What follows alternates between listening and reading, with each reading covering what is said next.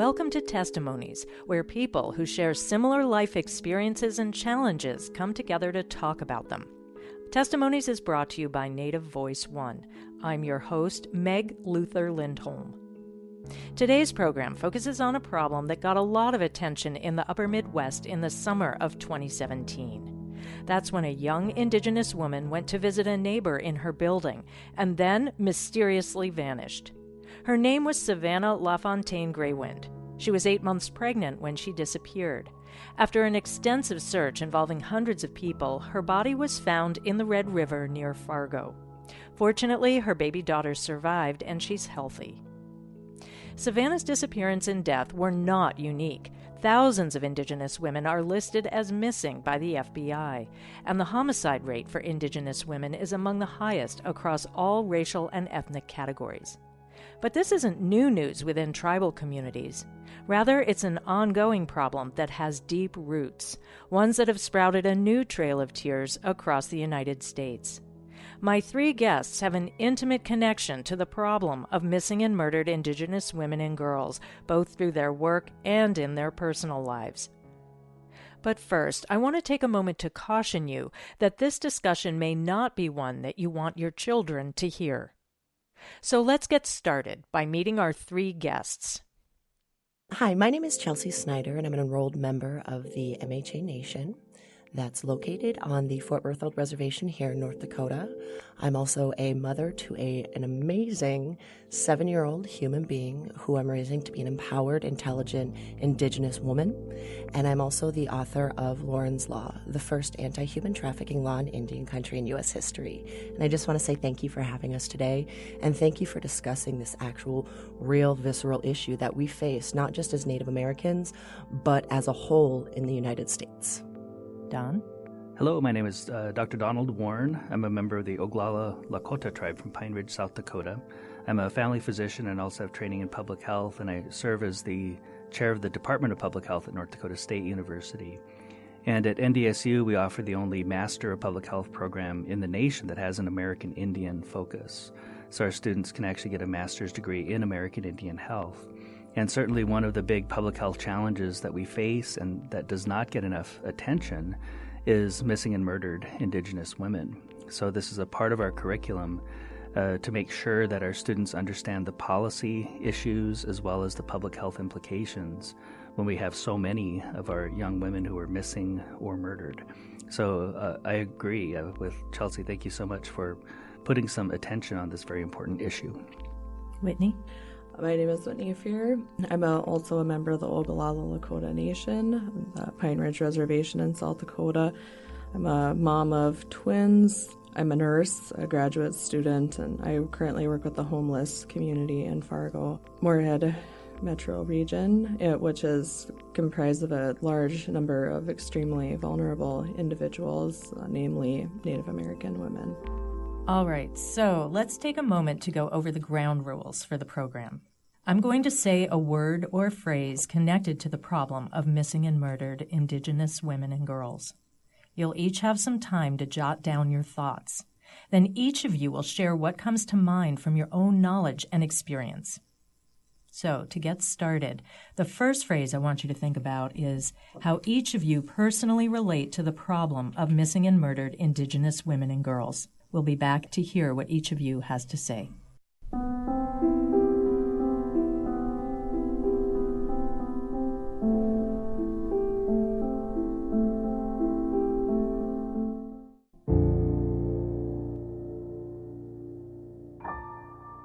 All right, so we're back to our program, Testimonies, and you've each had a little time to write down your thoughts in relation to how you each personally relate to the problem of missing and murdered Indigenous women and girls. So, Chalsey, do you want to go first and tell us what you have to say? I relate to the issue of missing and murdered Indigenous women and girls because I am an Indigenous woman, because I am raising an Indigenous woman, because this is an issue that does not get talked about openly and honestly. And I'm also involved because I understand the jurisdictional issues between local, state, federal and tribal agencies that create a lack of sharing and a lack of knowledge just because of my prior work. But the main reason I'm involved with the issue of missing and murdered Indigenous women is because I am one, my daughter is one, and our people throughout the United States deserve better. Okay, thanks. Don, do you want to go next? Sure, and I do appreciate the idea to include men in this discussion. And when I think about our traditional roles as men, certainly in Lakota, but many other tribes, our role is to be a protector, not a perpetrator. And unfortunately, when we do see violence against women, when we see human trafficking, it's usually the men who are the perpetrators of this type of violence. So for me personally, just thinking about how I was raised in a family with very traditional Lakota people who understand the traditional roles of men in the family and how we are supposed to be protecting our families, protecting our children, protecting our women. When I see what happens in our communities, it's heartbreaking because it's really against our cultural belief systems. It's against our traditional belief systems. But in addition to that, we also have non-Indian perpetrators. And when I think about trafficking, for example, when I think about missing and murdered Indigenous women, it also makes me think about the boarding school experiences. And in many ways, that was childhood trafficking that was going on for hundreds of years in this country, as well as in Canada and other Indigenous populations.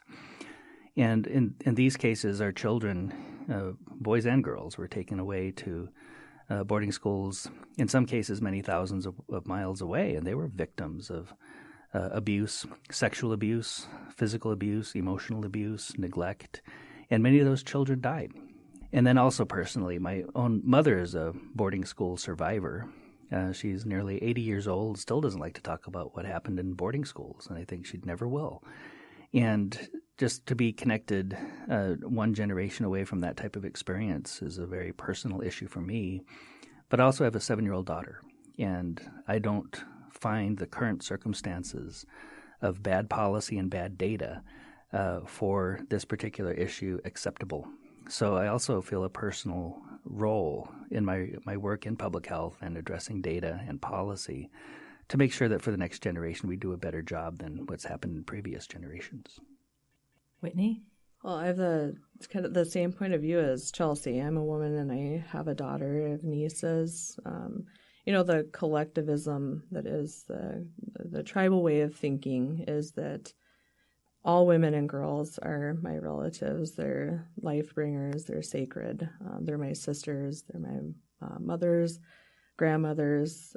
So for us, we take it as seriously as if our own daughter was missing or our own sister was missing, because there's no separation of that like there is in an individualistic society, which is kind of mainstream America.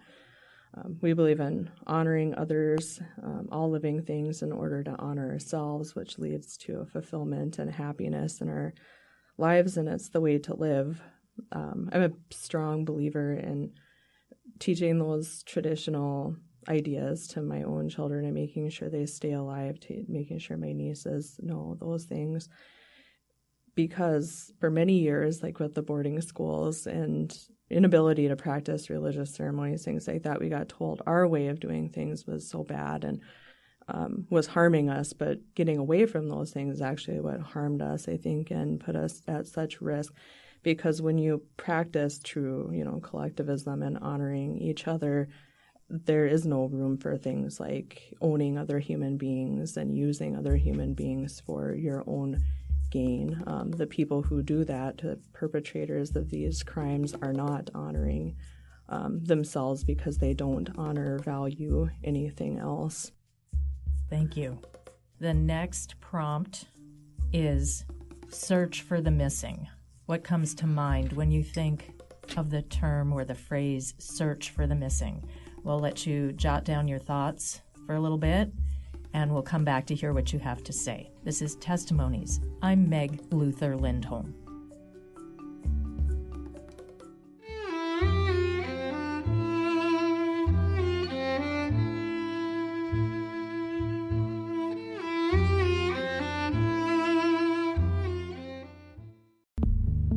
listening to Testimonies. We're discussing the topic of missing and murdered Indigenous women and girls. My three guests are Chalsey Snyder, Dr. Donald Warren, and Whitney Fear. All three are enrolled members of tribal nations in North and South Dakota. They are all professionals in health and education, and all three are parents. Okay, the prompt or phrase that I asked each of you to think about is search for the missing. So who would like to go first on this one? Whitney, do you want to take a shot at it? Yeah, I can go first on this one. So immediately what comes to mind for me was the search for Savannah Greywind. I remember the family being on TV and saying that they had gotten a tip that Savannah may be at Buffalo State Park out by Glendon, which is the community that I live in. And I looked at my husband as we were watching the news and I said, I have to go. And he said, I know. Be safe. Let me know what happens. And I get out there and I couldn't believe, there's no help. You know, there's no one. There's a half a dozen people. And I thought that's all she's worth. You know, she's not, man, I was so astounded. I couldn't believe that there wasn't more help. You know, everybody went out there to look. You know, I saw people still trudging around at 9:15, you know. And from what I understand, the only reason that law enforcement showed up was to make sure everyone left the park by closing time. But I not one time saw them looking. And I'm not against law enforcement. My brother worked in law enforcement on the reservation for almost 10 years. And my grandfather was a highway patrolman and sheriff for 45 years. But, you know, I thought, I'm walking around and I'm thinking, how do you force the family into that choice that they have to be the ones looking? Because if this is going to turn tragic, why should someone have to find their own daughter like that?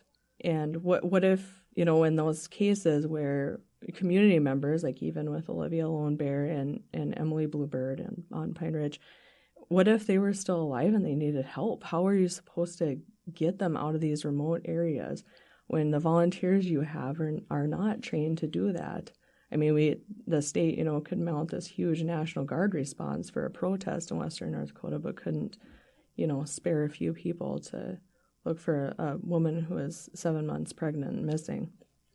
So, you know, for me, what comes to mind is, you know, we have to advocate for ourselves, and often we're using our own personal resources to help these families help each other, because I think we inherently know if I'm ever in this situation, they'll come and they'll help me too.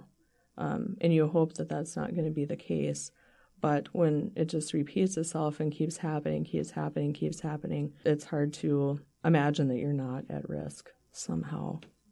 Thank you. Don, do you want to go next? Sure. When I think about the search for the missing, I think about our systems, and of course, from a public health perspective, we have a lack of resources, a lack of attention, and a lack of data.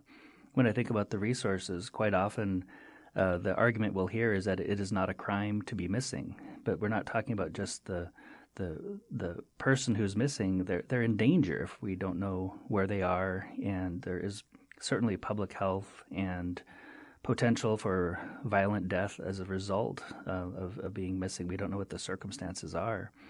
So this isn't treated as the significant issue that it really is, and we certainly don't see resources put toward it.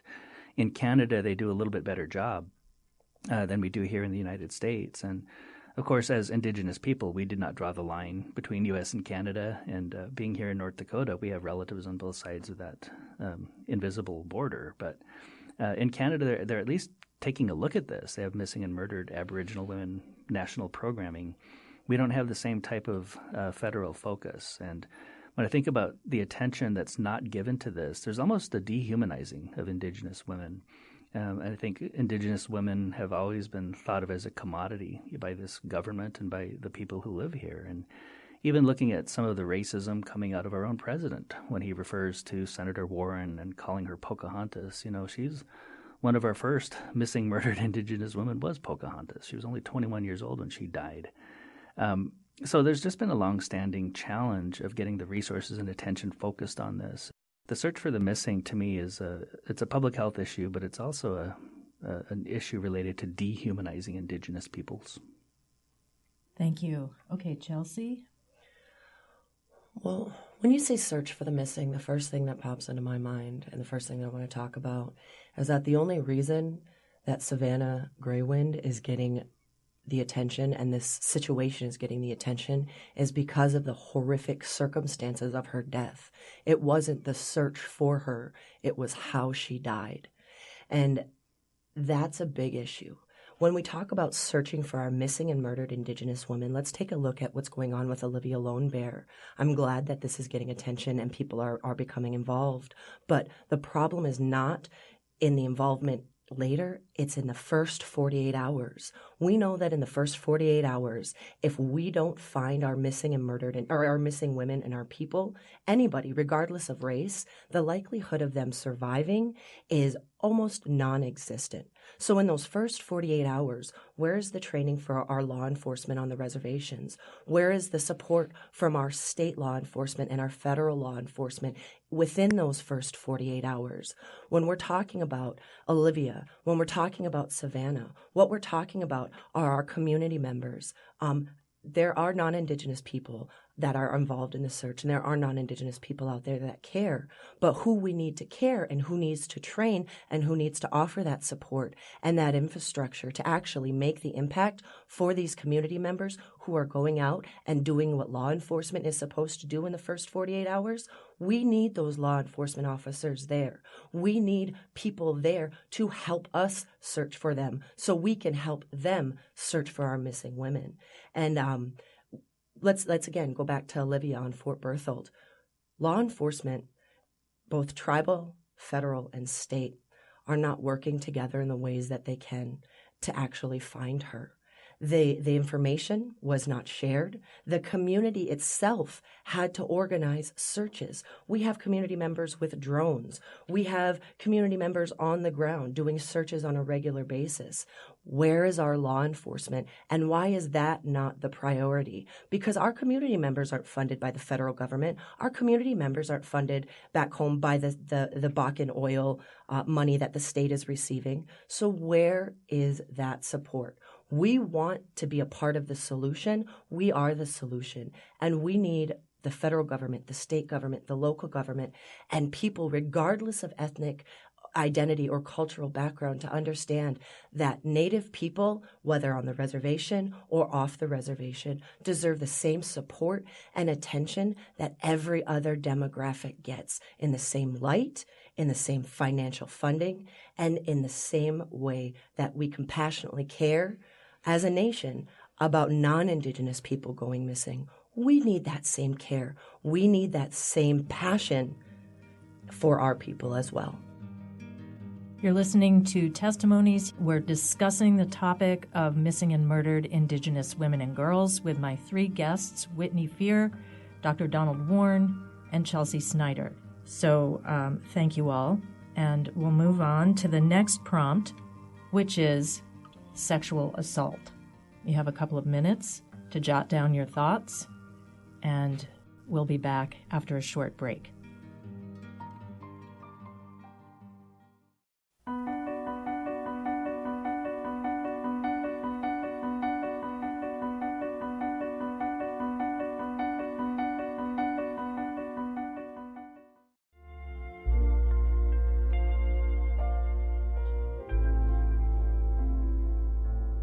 We're back. We're discussing the topic of missing and murdered Indigenous women and girls. My three guests are all enrolled members of tribal nations in North and South Dakota.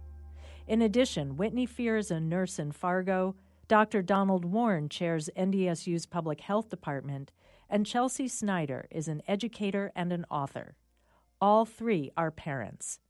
The prompt that you have all been given to think about and now talk about is sexual assault. Chalsey, do you want to go first? Absolutely. When you say I was given a prompt to think about sexual assault, I don't need a prompt. I am constantly thinking about sexual assault. it is constantly in the back of my mind and the things that I do and the things that I teach my daughter. As a Native American woman, I'm 4 times more likely to be raped. My daughter is 4 times more likely to be raped than any other demographic here in the United States. 3 out of 5 of us will have experienced sexual assault before the age of 18, and those are the reported statistics. So imagine what is not being reported. When I think about sexual assault specifically relating to Indigenous peoples, I think about how we got to these statistics, how we are so prone, and the decolonization and the government mandated stripping of who we are as people have allowed us, or have forced us into a situation where we are not emotionally comfortable talking about these things. It's stigmatized. It's embarrassing. We face shame as people because of these issues. But the historic and generational trauma that Native Americans have experienced have laid the foundation for these statistics and for these rates. And when I think about sexual assault, number one, we need to destigmatize it. It is not a bad thing to have been a survivor of sexual assault. I myself am a survivor of sexual assault, and I'm not embarrassed to say that, because we as Native people need to stop hiding what we're ashamed of, and we need to take that shame away from it. We need to realize where that comes from and to actually address it to affect measurable change.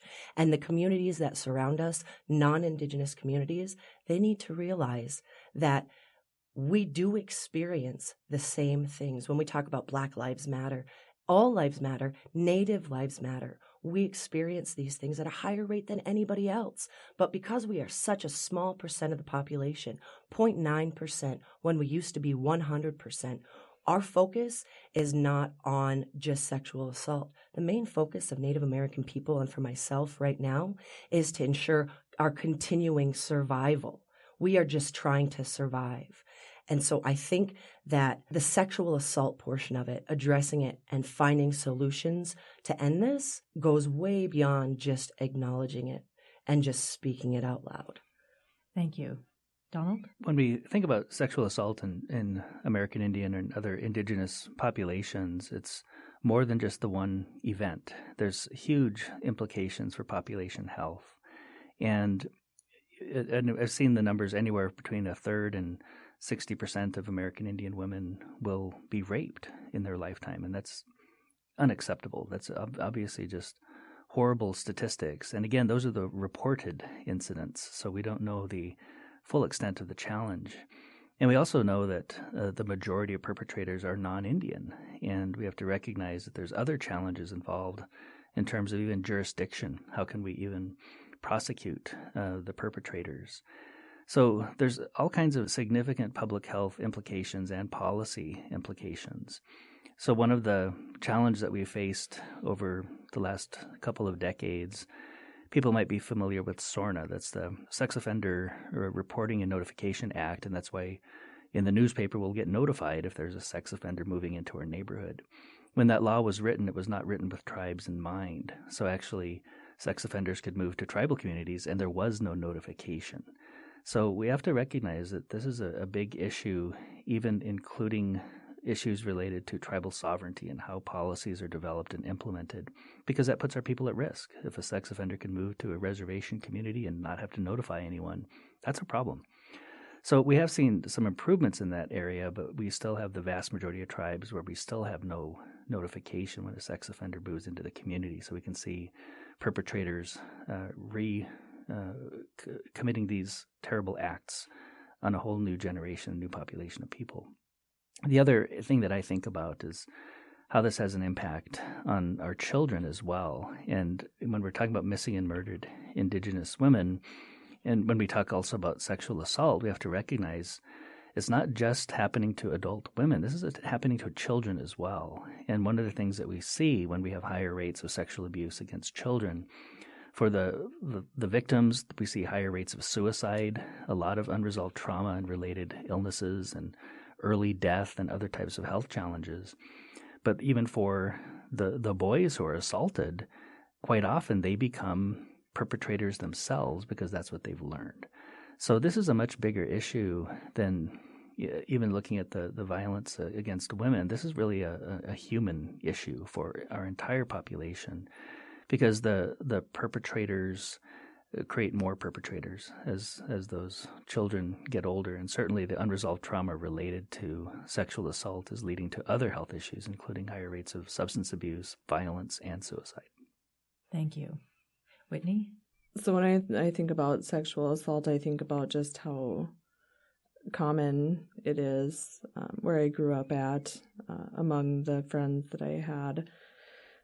And I can't think of actually a single event, including mine in later adulthood, that was reported to law enforcement. And every single one of those events I can think of involved a white, wealthy perpetrator. The problem, in our communities when we encounter racism in that way is that there's no justice, and there's, nothing that kind of comes of it. And when, it happens your whole life, so that's the only example you ever have is that if somebody victimizes you and they're white or they're powerful, you might as well not even bother reporting it to law enforcement, because it's not going to go anywhere, or it's going to be this good old boys rhetoric. As young as I can remember, my mom was always telling me to not get close to vans, to not get close to pickups. When we would go to Rapid City as a neighboring community, she would hold my hand so tight, I thought that it was going to fall off. And you could tell she was just terrified all the time of taking my brother and I to other communities, because she didn't know who was around. She would tell us, myself and my female cousin, to not do things like don't get that ice cream cone. Men will see you eating it and they'll think bad things about you. You can't do that, because they'll be looking for that, and they'll expect something from you. They'll want something from you. And I think how, in my, I didn't really get taught anything different than that people are waiting to essentially, take you or do something horrible to you. But I think if I try to get my mom's perspective on that, I can't think of anything more horrifying as a mother than having to think my kid can't even eat a popsicle in public because I'm afraid that, this guy is going to think gross things about her and then try to find her or something. And for me, that got reinforced for me when I was 12 years old. I was at the racetrack in Rapid City with my uncle, raced cars, and his girlfriend's daughter and I were best friends. She was also 12. And we went to go get pop and a snack from the area where they have that. And there's this group of white guys that were probably in their 40s. And I can't even bring myself to say the sexual stuff they were saying to us, but they were commenting on our clothing, and they actually ended up chasing us back to my uncle's girlfriend's car, and thank God her daughter could get the door open fast enough and shut us in. And they actually sat outside of that car for 40 minutes yelling those things at us and trying to open the door. And I was terrified. And, we never told my uncle and her mom about that, because what I thought is my uncle will go find them. And because he knows there's no justice in this, if we report this to law enforcement, nothing's going to happen to them. But, he would probably take it upon himself to do something about it, and then he would end up in jail because it'd be another lunatic native guy that attacks some, helpless white guys that were just minding their own business and having a good time. And, technically no crime occurred. Luckily, I still, think about it quite frequently. Is what if they would have gotten the door open, or what they did was a crime, Whitney. Yeah, that was a crime. A crime occurred. Yeah. So all those things my mom told me when I was a little girl, it came true, right? I couldn't even wear shorts in public because it became a thing. I was then an object for these men, that were 30 or 40 years older than me, and it's horrible, And my uncle's girlfriend at the time, she had enforced those same things in her daughter. So for her daughter too, my friend, that was enforced.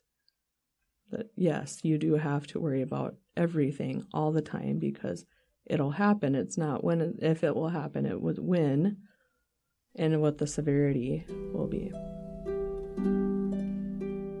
You're listening to Testimonies. We're discussing the topic of missing and murdered Indigenous women and girls with my three guests, Whitney Fear, Donald Warren, and Chalsey Snyder. So we're going to move on. The next prompt we're going to do is seeking justice. And I'll give you a little bit of time to jot down your thoughts about that.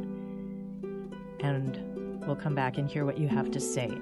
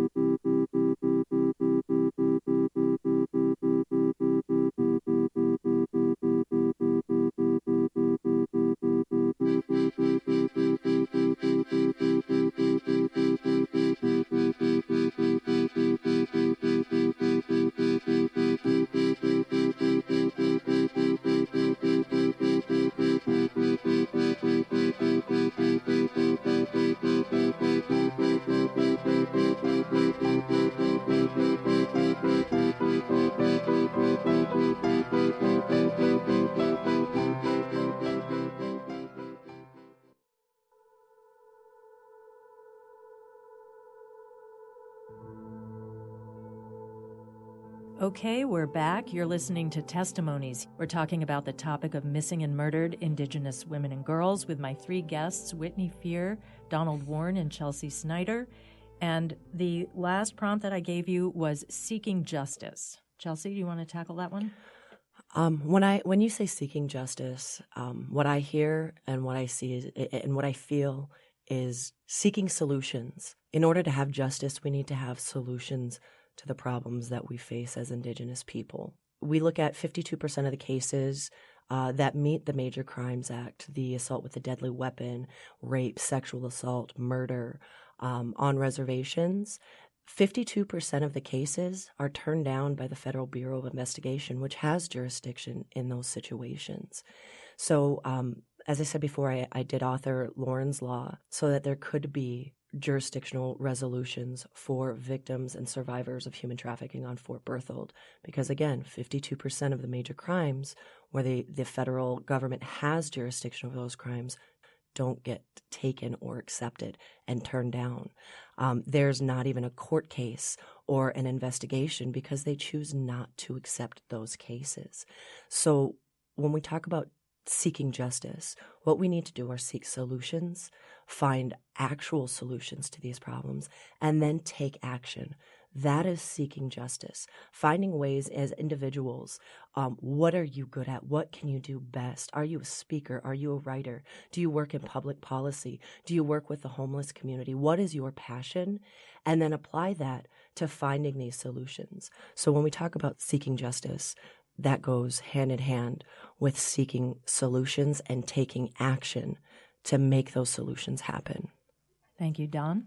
Yeah, I agree. There's a lot of policy-related challenges in seeking and achieving justice for American Indians. And as we've mentioned, there's an increased number of non-American Indian perpetrators against American Indian women. And then the tribes have no criminal jurisdiction over the non-Indian people. So then the tribes have to rely on the federal government for prosecution. And there's a high rate of the U.S. Attorney's offices declining to take these cases. And there's a lot of irony in this particular question because we have a Department of Justice, right? And the Violence Against Women Act was reauthorized in 2013. And that did allow for tribes to at least prosecute in limited cases some non-Indian members of the community, but they had to have a close connection to the community. And in order to get that passed, of course, there was a lot of opposition back in 2013. And ironically enough, the Department of Justice is led by Jeff Sessions, who voted against the Violence Against Women Act. And when we look at this particular administration, within the Department of Justice, there's an Office on Violence Against Women. President Trump has not appointed a director of that department. When I look at justice, it's also a systemic issue. And when we have political leaders who honestly, by their actions, are either against increasing enforcement or they simply don't care based on their actions. I don't care about their words. Let's look at their actions. Let's look at how they voted and look at whether or not they've even appointed people to lead these important offices.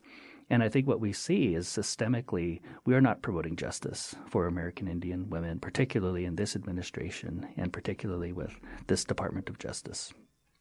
Thank you, Whitney. I think I'll just, I definitely feel the same. The laws and policies currently don't work, which in my experience right now as a professional is doing nothing but reinforcing that it's okay.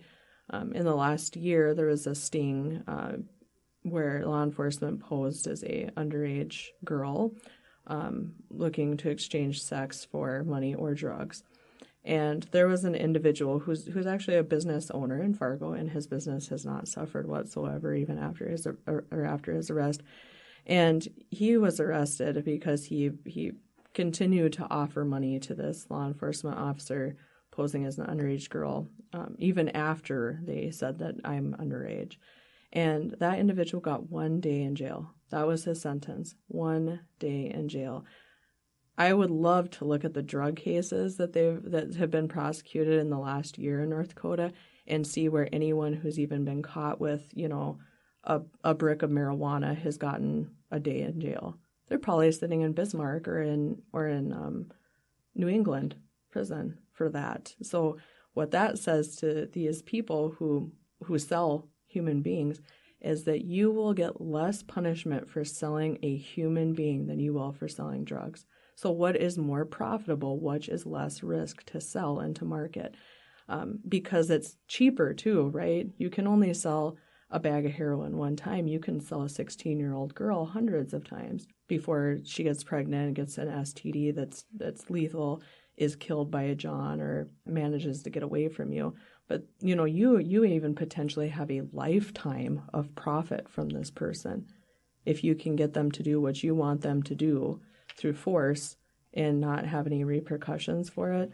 I mean, that's a highly profitable. Imagine there's nothing on shelves today, right, that we could get a lifetime out of, not even a car. And I mean, so it's highly profitable, it's low risk, and we continue to perpetuate that idea that it's okay by not doing, making sure that people have justice. I mean, imagine if that would have been an actual 16-year-old girl and this person would have only gotten a day in jail. Meg, can I add one more thing? Mm-hmm. My question to all the listeners and to everybody here is, how can we seek justice as Indigenous people when those who do seek justice through the traditional routes, through the legal system, very rarely receive it? So we need to empower our people to speak out, to help make these changes, to empower each other, to find justice, not just through the legal system, but within ourselves and within our community. If we can't get it from the federal government, from our tribal governments, from our jurisdictions, how do we give it to ourselves? And that's part of finding the solution. But how can we seek justice when we know that the majority of the time, over half of the time, our cases aren't even going to be looked at? You're listening to Testimonies. We're discussing the topic of missing and murdered Indigenous women and girls. I want to move on to the next pair of words I'd like you all to think about, and that is daughters and sons. So I'll give you a little bit of time to jot down your thoughts. This is Testimonies. I'm Meg Lindholm.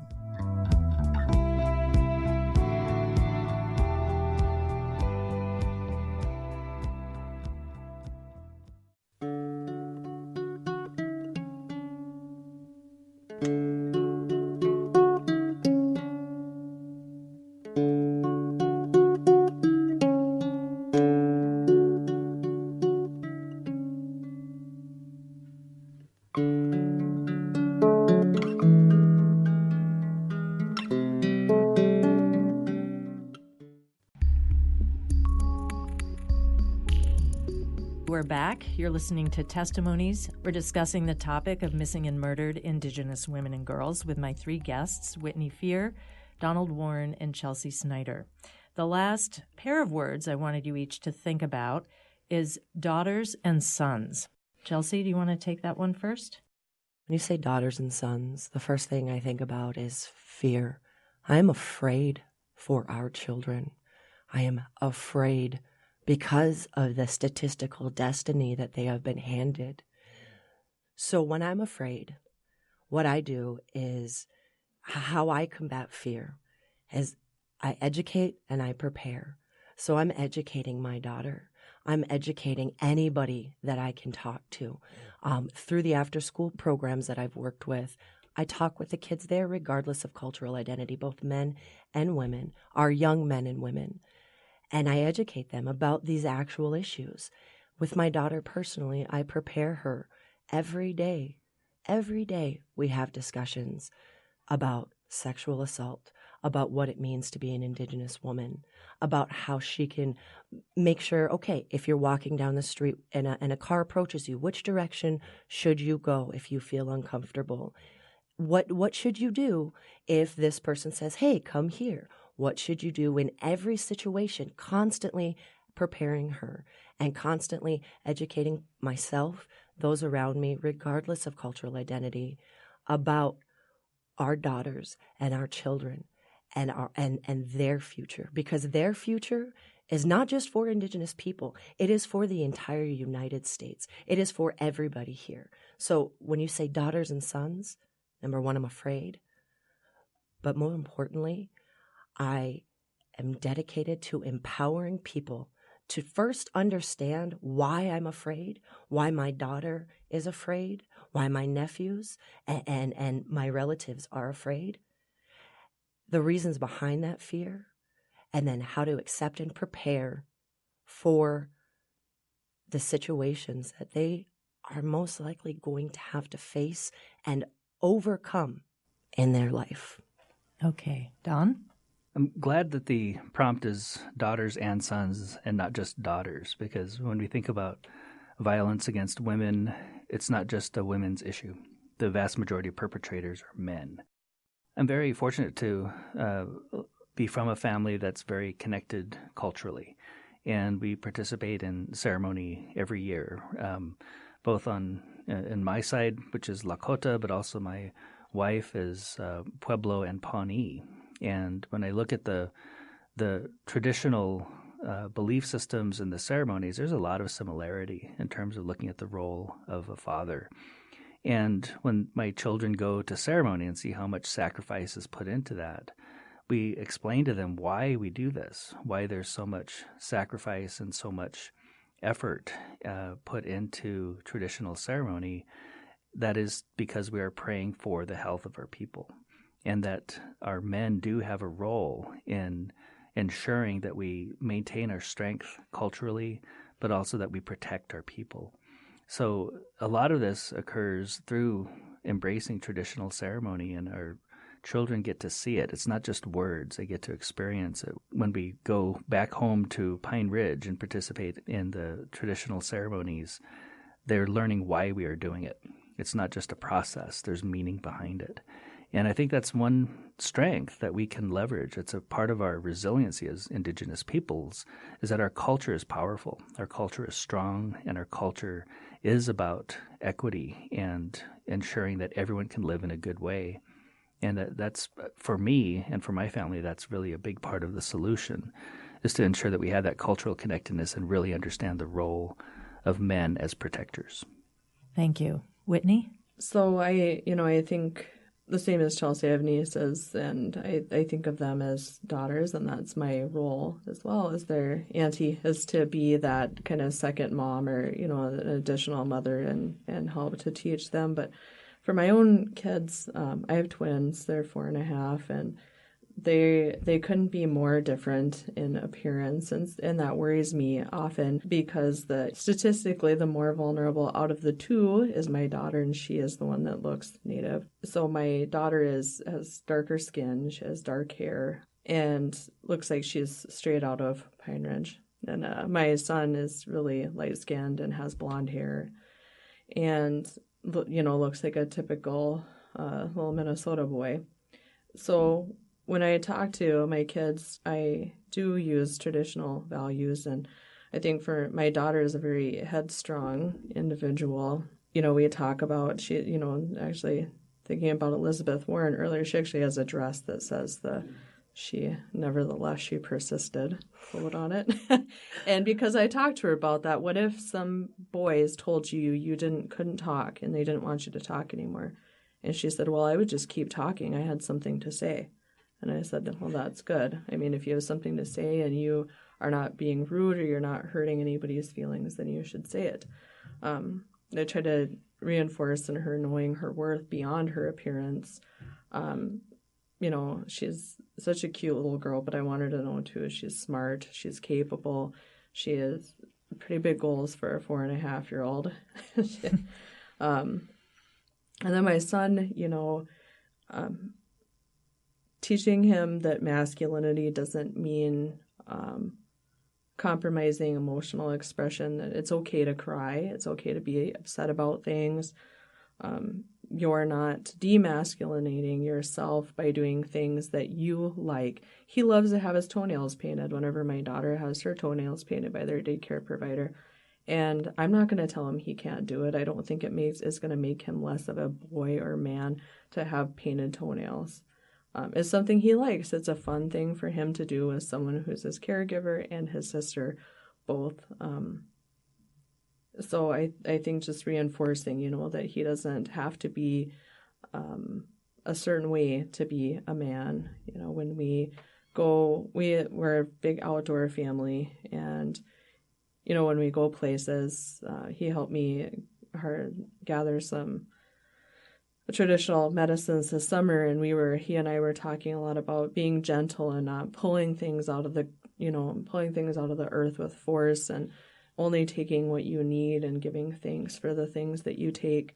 And if something doesn't seem to want to, leave that place, to leave it alone, because that if something is telling you no, you don't force it to happen.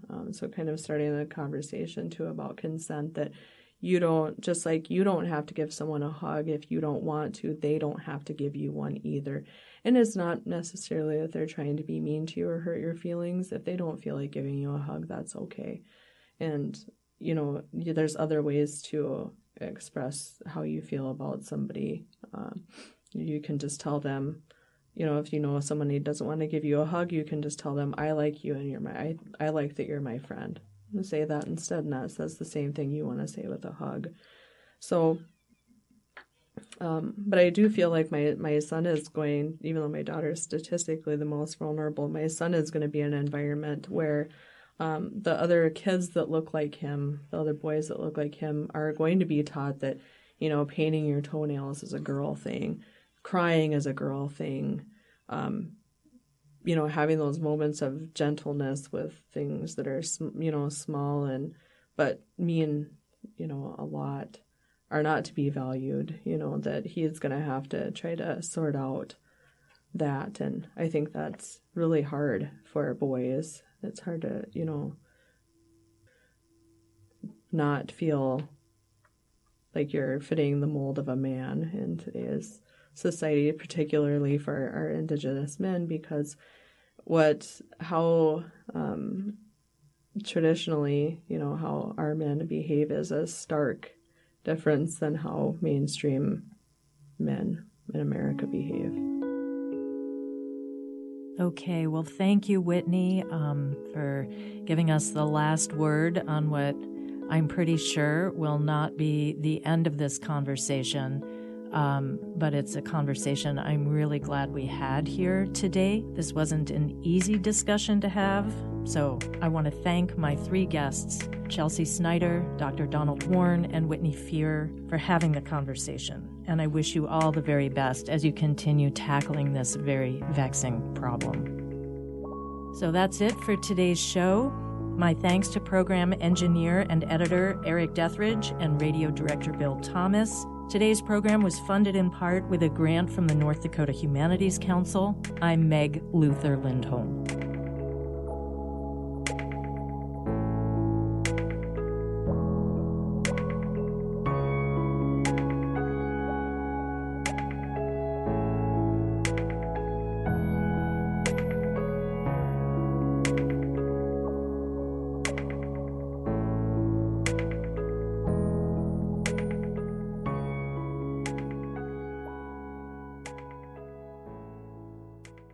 Native Voice One, the Native American Radio Network.